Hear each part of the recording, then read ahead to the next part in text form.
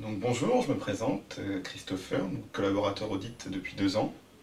Et donc je voulais vous présenter un peu les politiques de formation au groupe Y. Euh, donc on dissocie deux types de politiques, les politiques qu'on réalise plutôt en interne, donc qui sont composées de réunions mensuelles, appelées RIT, réunions d'information technique. Ces RIT en fait permettent d'avoir une information, comme je disais, régulière sur toute l'actualité fiscale, sociale, juridique, audit. Et donc ce sont des réunions qui sont animées par nos collègues plus expérimentés.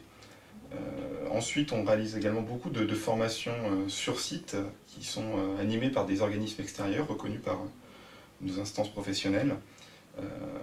Ces formations sont complètes et sont en fait ciblées sur des points particuliers de notre profession. Et puis il y a également un effort qui est réalisé par le groupe Y sur les formations extérieures, donc qui sont par contre ciblées sur quelques collaborateurs en fonction du portefeuille de chacun. Ces formations sont également reconnues par des instances professionnelles et qui peuvent se dérouler sur plusieurs journées et qui sont réellement des formations constructives dans le cadre de notre travail.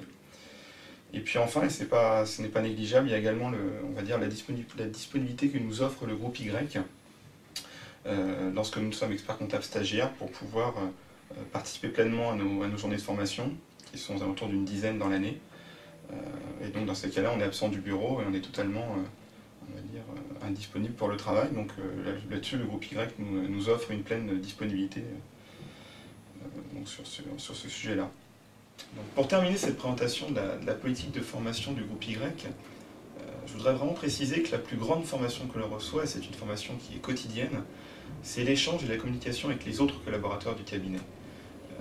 Car une des valeurs clés au cabinet, c'est réellement cette communication, cet échange entre tous, qui permet à chacun d'apprendre au quotidien des autres et sur sa manière de travailler.